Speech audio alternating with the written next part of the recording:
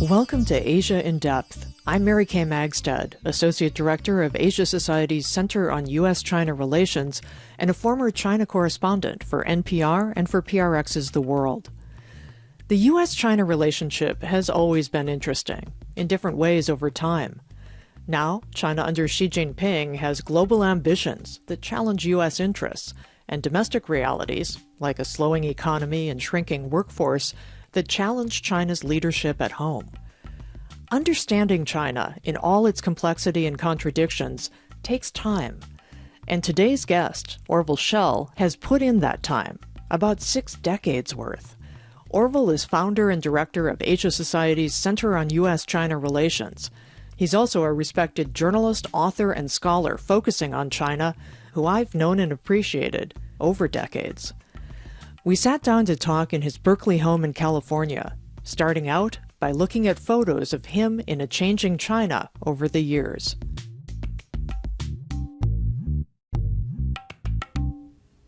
Oh, this is Fang Lizhi and his wife, Li Shushan. Okay. And Perry Link and us out of the Ming tombs, about 87 maybe. I got. Everything seemed possible. Everything seemed possible. Let's see what else I can find here. Oh, here's Liu Xiaobo and Bai Feng and I in 1989 in the square.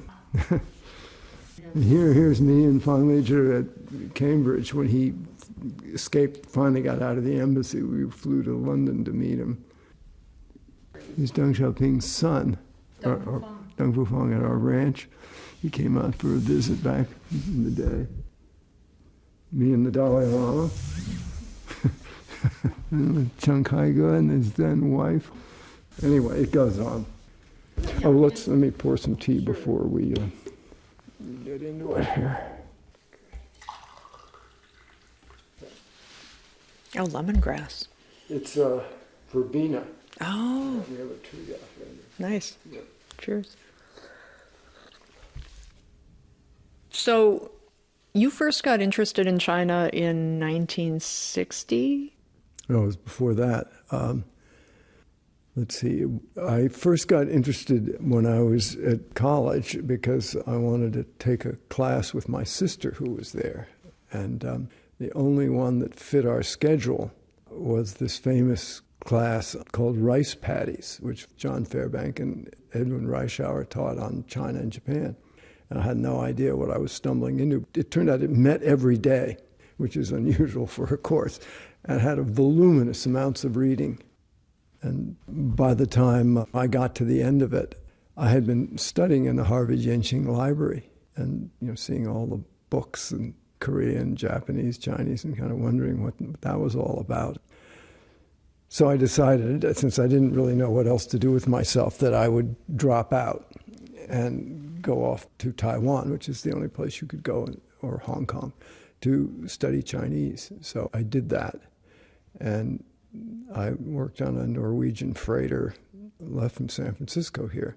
And on my way out there, I had an errant uncle in Tahiti, which caused my parents a good deal of consternation that I might end up a beachcomber in Tahiti. And I stopped off and saw him for a few days and then slowly made my way further west and paid off that ship in New Guinea and spent a month there wandering around trying to find another ship to go north.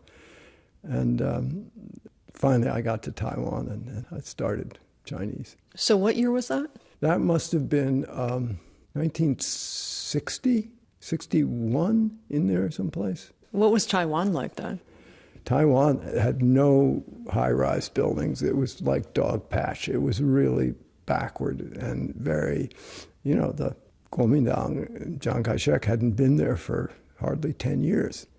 And it was very, very primitive. And I was at Taiwan University living in a dormitory and had 7 roommates, stacked up like cordwood in this dormitory.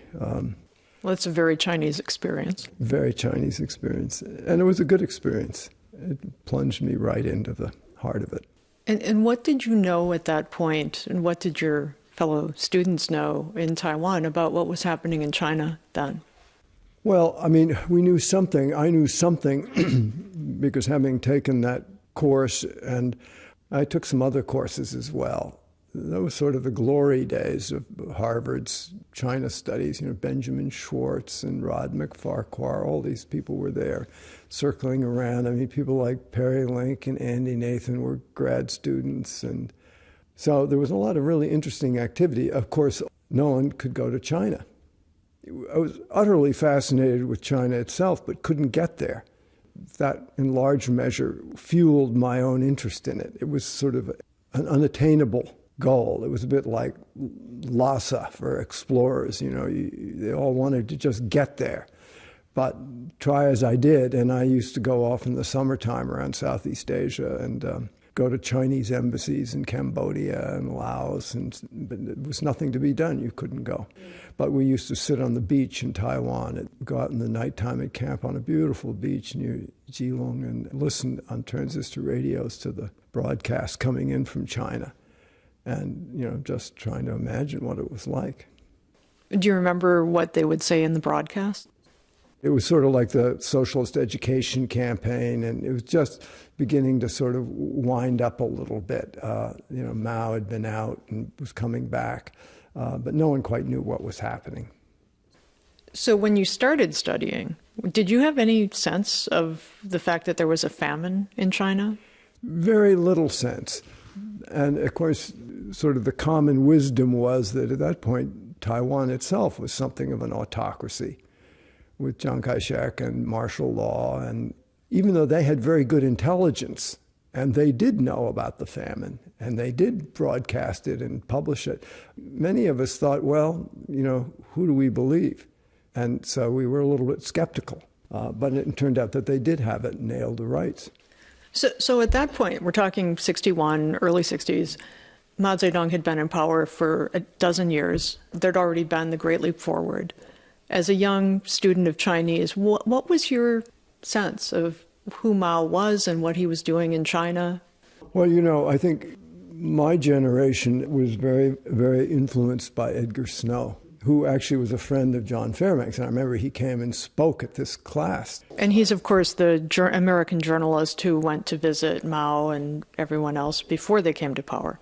Yes, Edgar Snow was the reporter who went to Yan'an and wrote, which is still, in many ways, the definitive biography of Mao, and got in chapter and verse, I think, the most detailed version from Mao himself about his youth, his family life and growing up, and his sort of psychological disposition.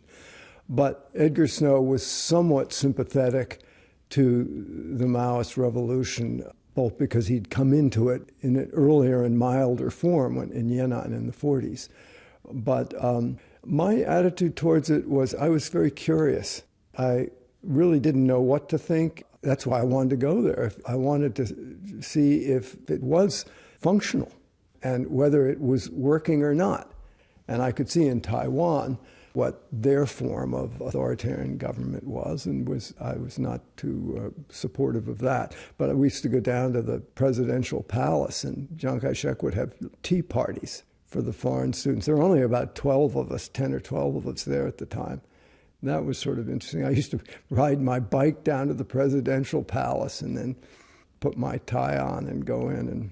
And So what was it about Taiwan's form of authoritarianism that you didn't like? Just the fact that it was authoritarianism, or was there something specific that you...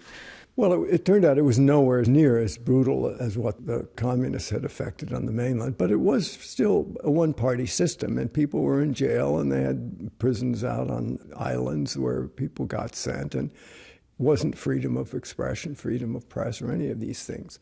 And there was a lot of criticism of them for that.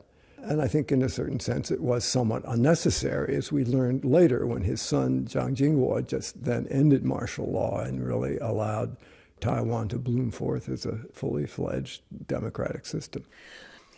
So fast forward 14 years from when you first pitched up in Taiwan. That was your first trip into China, and it was the tail end of the Cultural Revolution. What was that like?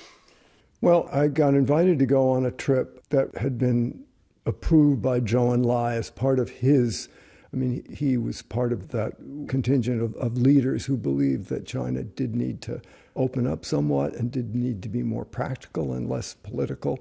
And he was, in a certain sense, a counterforce to Chairman Mao. He early on had proposed the 4 modernizations. And of course, that would be to modernize China, technologically, scientifically, myriad other ways. And that did involve some quotient of opening to the outside world. So he had allowed a few trips to come in, organized by a fellow traveler, Bill Hinton, who had been in China since the 1940s when he was there in the United Nations Relief Administration.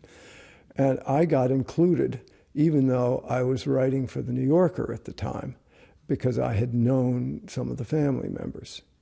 And that was a real wake-up call for me because, of course, I was very excited to go. But I thought that I had some fundamental notion about how to interact with Chinese, and I spoke some Chinese, and yet when I got to China, it was utterly insoluble.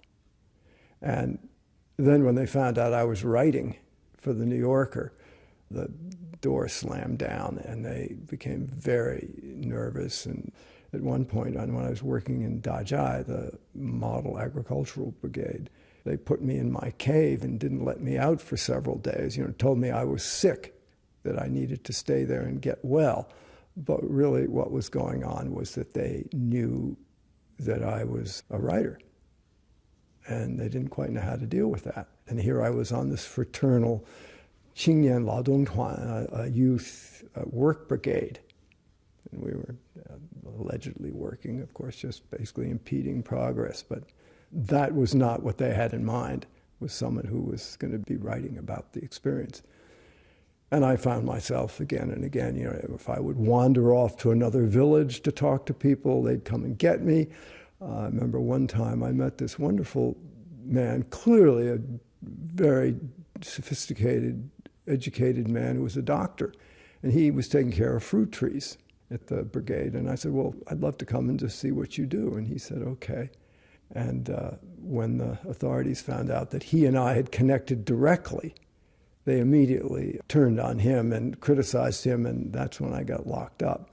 So it was a real wake-up call for me. And I didn't quite know what was going on, but I knew something wasn't right. What kind of work did they have you do? We were spreading compost, hauling manure, cultivating orchards. It was basically nonsense. We weren't actually doing anything. We were just going through the Potemkin, creating a simulacrum of work. And then in the Shanghai Electrical Machinery Factory, where I worked for a month, I would sit there in front of a giant DC generator winding wire. But I was no help in terms of aiding the progress of the Chinese communist development. So this was the final year of the Cultural Revolution, 75, 76. Yeah. What were people saying to you about what was going on? Both the official version, I assume there were some sessions where officials explained to your group what they had been building in China. We got plunged into criticism sessions, study sessions, to criticize Lin Biao and criticize Confucius. And of course, Lin Biao was Mao's designated successor and head of the People's Liberation Army, and a very weird, twisted man. And Lin Biao had gone down in a plane under suspicious circumstances with some suspicion that he had been involved in a coup. Right. He was clear. He had some, activity against Mao, and there were all sorts of notions about his conspiracy. But, of course, Confucius was considered to be a stand-in for Premier Zhou Enlai, who was a kind of a Mandarin, cosmopolitan man. And some say a facilitator, others say tempered Mao's revolution, and I think both is true. So you were going to big gatherings where these two were being criticized? Well, we would have our own gatherings with some Chinese facilitators where we'd read these documents. And of course, there were many people on my trip who were very naive, who knew nothing about China, and were quite leftist to boot. And so there's a lot of pressure to conform to whatever the views were that the Chinese held. And it was very important and interesting for me to participate in that and to understand what that's like. that when the prevailing wind gets blowing, you can oppose it, but you're going to end up getting locked in your cave. And at one point, I thought I'd get sent home. So it was a kind of a very light version of what I think Chinese experience. Very censorious, very intimidating, and you realize that you do not oppose the prevailing ideology. So when you went home from that visit, did it change how you thought about how you were going to be engaging with China from that point on? Yes, and as I was writing, I wrote this, I think it was a 5-part series for the New Yorker, and I think it was rather superficial in retrospect because there was so little you could actually know. You never really got to talk to anybody. You only got what they would present to you. And we had these endless, what they called brief introductions, head-bangingly boring, about how many jin of Galiang were produced and how many mu of land, and on and on and on. They still do that. They still do that. But there was not any opportunity to really roam around. And insofar as I did roam around, I invariably got in trouble. And, you go out early in the morning, and before you'd rambled more than 5 minutes, you'd have 100 people traipsing along behind you, and then the police would come, and then your minders would come, and, all hell would break loose. This was not a society that was used to foreigners, was not used to spontaneous interaction, and did not want you connecting in any way with anybody that wasn't scripted. Did you have any spontaneous interactions with Chinese while you were there? Very few. We worked with some kids, but they couldn't tell you much. No, it was very ritualized and very frustrating because, I thought I understood how to interact. And here, everywhere you turned, you were thwarted. So at the time, you'd invested years in learning Chinese. You'd come on this visit. Were you thinking, I have to reconsider my focus on China? Or, it doesn't sound like it was the kind of experience that would make you feel like, I want to keep engaging here. Well, it was a very bewildering experience in many ways. Then, of course, it wasn't so many years after that, 79, 80, it began to open up. And then I went back literally hundreds of times. Then I continued writing for the New Yorker as this amazing process unfolded, trying to make sense out of it. Where was it going? How did the Cultural Revolution generate Deng Xiaoping and his reforms? And then I began to really connect with people. And I remember I guess it was 78 or 79, I met this young woman who subsequently became a very good friend on the street out in front of the Pakistani embassy. And we started walking, and we walked for like 6 hours all over the city, and I took her whole story down. What was so interesting about her is that she announced back then she wanted to be a fashion designer. I thought, holy Toledo. And she told me her whole story, and I subsequently wrote it up and published it in Rolling Stone. And the head of the Fashion Institute of Technology called me up and said, if she ever gets out, we'll take her. So when she came out, I introduced them, and she went to the Fashion Institute of Technology and did become a designer. And that only could happen, of course, after Deng Xiaoping came into power, and people started opening up and feeling free to consort with foreigners. Let me take a break here to let you know you can find some of the photos Orville and I went through at the beginning of this episode, along with the print version of this conversation, in the December 2021 issue of Asia Society magazine. This award-winning magazine features contributions from writers, artists, photographers, activists, and subject experts from Asia and around the world. Check it out at asiasociety.org/magazine. Now, back to my conversation with Orville. We're at something of a moment now when maybe someone who was a young version of you, who was like 20 or 21 and had studied Chinese and is looking at what's happening in China now, might feel like, I wonder how much room there is to do what I had hoped I would do in this field. What would you say to that person? Well, I'd say it's not quite certain that we're going to close down to the same degree, but we're getting very close, where we may have to appreciate this country sort of remotely and via distance through filters and interpretation of documents, of photographs, of programs, where the primary mode of interacting is not interpersonally, where you don't have friends or friends are reserved. I think friends still will talk now when you're in private, but we don't know what's to come. And if there were some kind of clash or something that could really sort of harden the state of adversity between the two countries, things could very easily shift back. I mean, I think for me, what's so interesting, and I remember thinking this at the time, that when Deng Xiaoping came in 78 and 79 and sort of waved his wand and seemed to cancel the past, I remember thinking, not so fast, that you don't go through 10, 20 years of tectonic class struggle and revolution and just wave it away. It gets into your DNA somehow, and it will re-express itself in some way going forward. And I think that's exactly what's happening now. It's what's happening now. How did you see that happening in any way in the 80s, which otherwise were considered to be a pretty open time in China?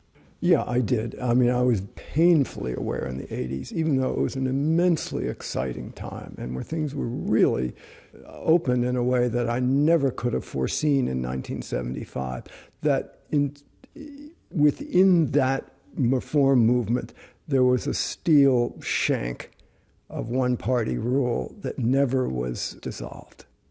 And Deng Xiaoping himself in the early 80s reminded everybody he had what he called the 四个根本原则, the 4 basic principles.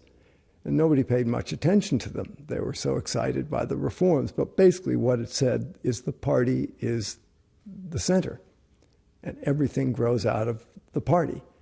And don't forget it.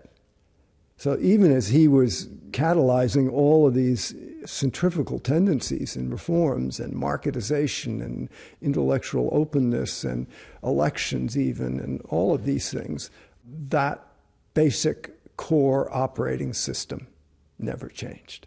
Didn't he at some point say that China could potentially become a democracy in 50 years? He and other people during that period flirted with that idea. But there was never any sense that they were going to promote that idea. But the presumption was that if things just kept changing, and they were changing so rapidly, it was very hard to imagine them stopping after a while, that ultimately they would draw nearer and nearer to a more sort of convergent state with the Western outside world, democratic world. I think nobody was fooled that China, like Athena springing out of the head of Zeus, would become a Jeffersonian democracy. But I think everybody thought the tendency, the trend is good. Keep it going.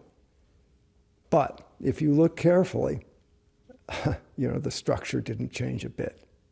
It was a sort of a surface reform that didn't alter the basic Stalinist structure that underlay it.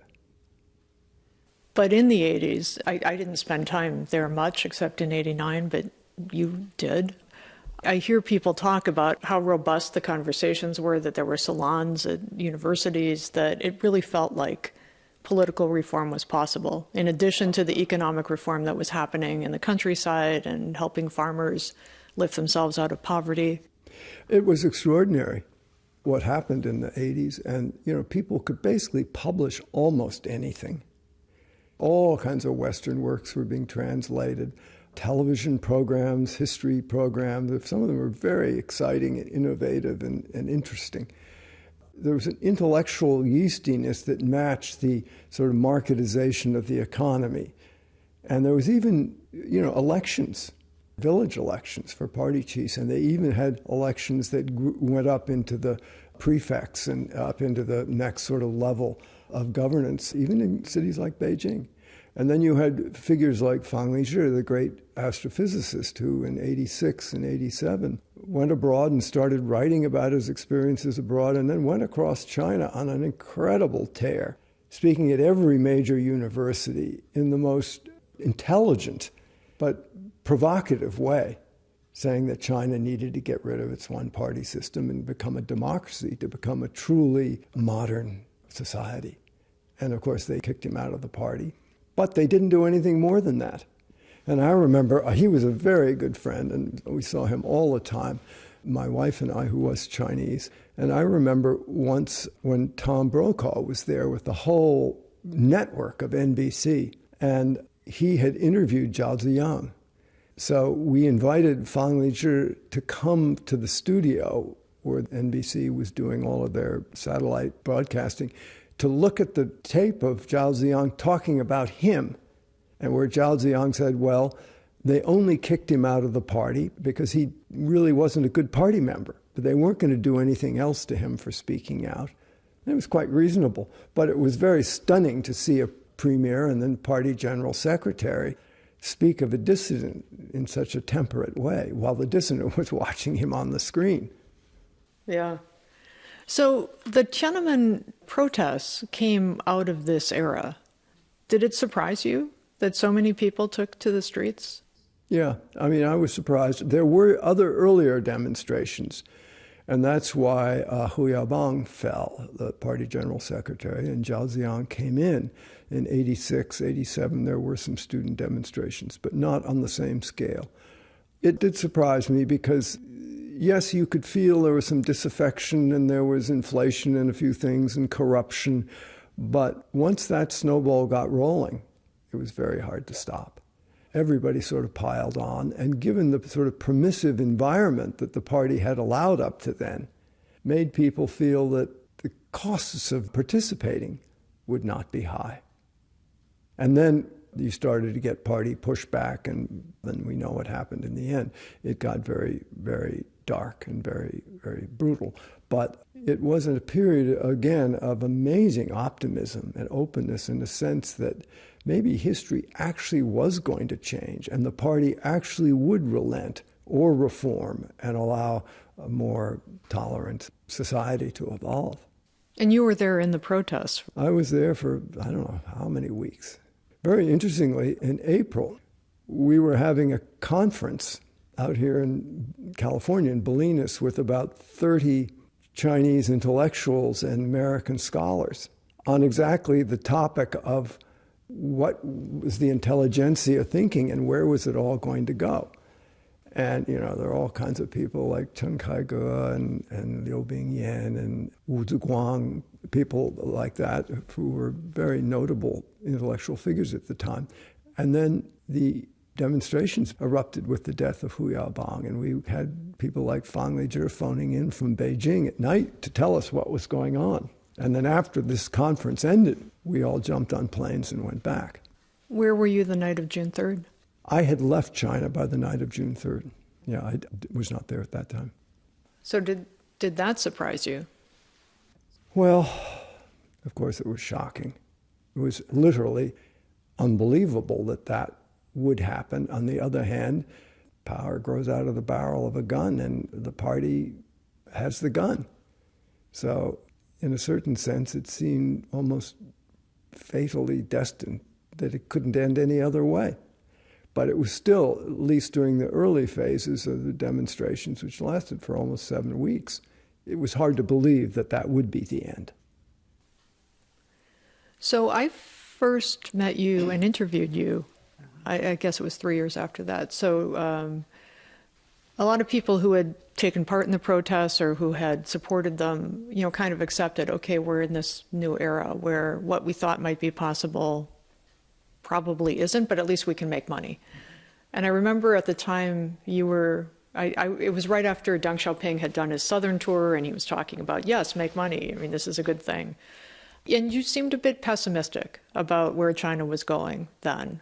As you were able to go back into China from time to time, I mean, you put together, co-edited the Tiananmen papers, so I think for a while you had some issues getting into China. Oh, I've always had a few issues. Yeah, I mean, what did you make of what you were seeing over those next couple of decades, the 90s and the 2000s, where it was an increasingly prosperous and increasingly powerful China? You wrote the book Wealth and Power, co-wrote the book with John Delury. What was it saying to you that this was happening alongside the fact that the Tiananmen crackdown had happened? Well, I thought that China was engaged in an amazing experiment, and I wasn't sure how it was going to work out. Basically, the covenant was you can become wealthy and have a better life, just keep your nose clean politically. And I wasn't sure that was going to work, because having seen the wellspring of sentiment that had erupted in the 80s, and particularly in 1989, it seemed unlikely that they could stamp that down. Now, I think they actually were quite successful, and they gave an off-ramp, which was economic prosperity. But, I've learned, I think, over the years that China is a very sort of bipolar proposition. And it has within it these sort of opposite tendencies that wax and wane. And at any moment, it looks like only one side is there, but the other side is incipient. And if you had said to me in 1975 when I was there working, oh, listen, in 2 or 3 years, you're going to find something absolutely different going on, I would have thought you were mad. There was not a whiff of it. So I think even now, where the marketization has come to a kind of a curious moment, and freedom of expression and dissenting views are largely suppressed, it doesn't mean that ability, that tendency is completely erased from the sort of historical genome and won't come out again sometime. Yeah. You kind of wrapped all of this in your novel, which recently came out, My Old Home, which you worked on over the course of 30 years. What made you decide? You've written, 10, 12 books on China? I can't remember. A lot of books on China, a lot of articles. What made you decide that there were things you wanted to say in a novel that you perhaps couldn't get to as easily in some of your other writing? One of the things I think that Chinese have never done particularly well, and the literary tradition, philosophical tradition doesn't lend itself to this, and that is to a certain kind of sort of almost psychoanalytical introspection. In other words, what motivates people psychologically as well as politically, economically, culturally. And I felt that the more I wrestled around with trying to understand and explain China, the more I felt there were some powerful forces that were really driving society and its leaders, and that you couldn't explain them purely by nonfiction and policy. So that's what sent me off on an effort to look at it with a different lens, namely through fiction. And I thought maybe if I could get at things like religion, people's interpersonal relations, culture, music, literature, all of these things which speak of a different side of sort of the human condition, I could come to some more fulsome depiction of what I had come to see as animating China. And as I say, these sort of oscillating but very extreme pulses sometimes of one thing and then another thing. But that doesn't mean when you're in one phase that the other tendency is completely extirpated. So then that would suggest that even as we're in the phase that we're in now, that going forward, other things may emerge. This is no more China now than the China of Mao Zedong that I encountered and was so bewildered by in 1975. It's one aspect of a personality that has learned how to sort of live in a suppressed universe where you can only express certain parts of yourself. So you have for 15 years headed the Center on U.S. China Relations. You founded it. One thing we haven't talked about yet is how all of this relates to China's relationship with the United States. And that has had its swings from one direction to another as well.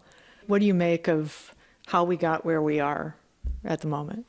Well, just as China has been through very different totalistic phases, shutdown and opening up of suppression and a more freer environment, so too it's been through some very extreme versions of the love, hate, attraction, repulsion mechanism with the U.S. And I think both are profoundly deep in China. I think there's a tremendous fascination with America and an affection for America that goes back more than a century. And yet there's also a deep and abiding uneasiness about being too slavishly admiring or under the shadow of America. And, that expression in Chinese, 美国的月亮比中国的月亮圆, that the American moon is rounder than the Chinese moon. I mean, that really rankles Chinese, and it sends them in extreme directions. They admire America, I think many of them, and respect it, but they do not want to live under the dictatorship of someone else's way of doing things. So I covered China on both sides of the turn of the century, and so heard quite often that, if the 20th century was America's, the 21st would be China's. And the Belt and Road Initiative, which is often lauded as the most ambitious, biggest global infrastructure initiative ever, is one vehicle through which the Chinese government hopes to attain this status. What do you make of the chances of this happening, that China surpasses the U.S. as the premier global superpower? Well, you have to take your hats off to the Chinese Communist Party. To put it in President Bush the latter parlance, they've done a heck of a job. I mean, they have brought about an amazing rejuvenation of China, and they've proved much more durable than anybody thought they would.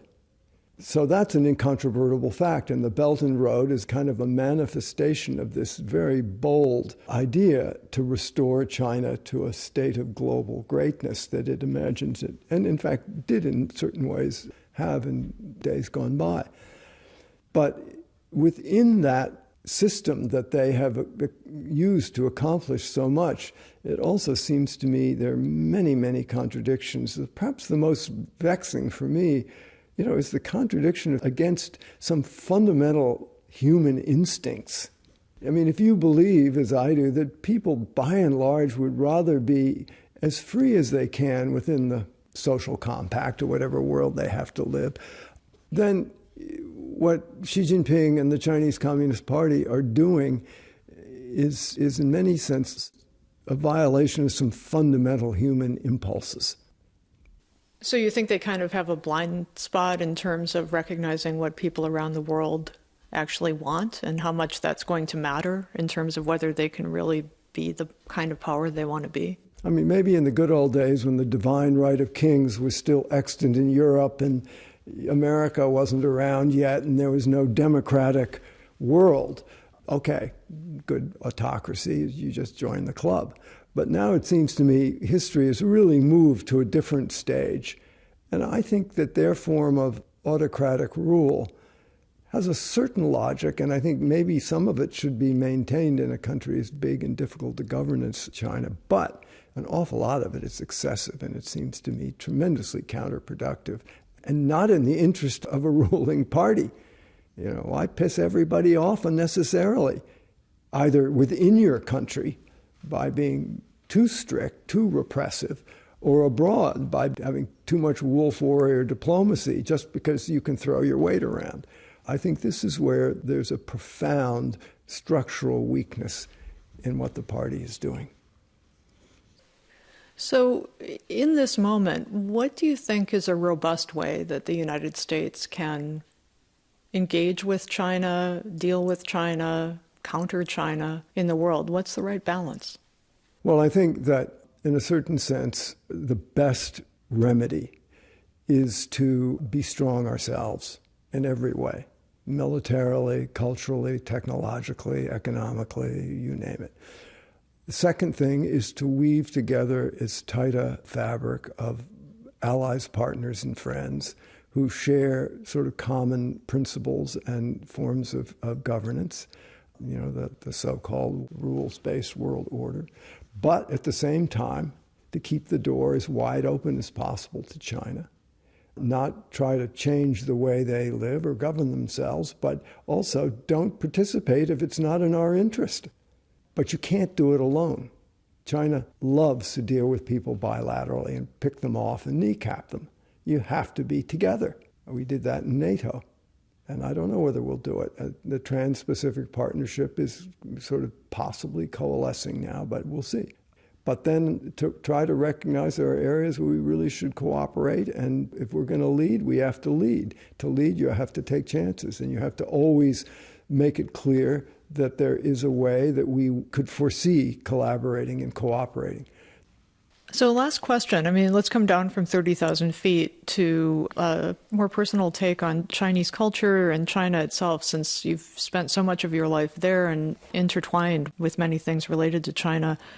When you were writing your novel, and you said you wanted to kind of get to the essence of some of these aspects of Chinese culture that really were meaningful to you, that maybe didn't come up as much when you're writing about policy.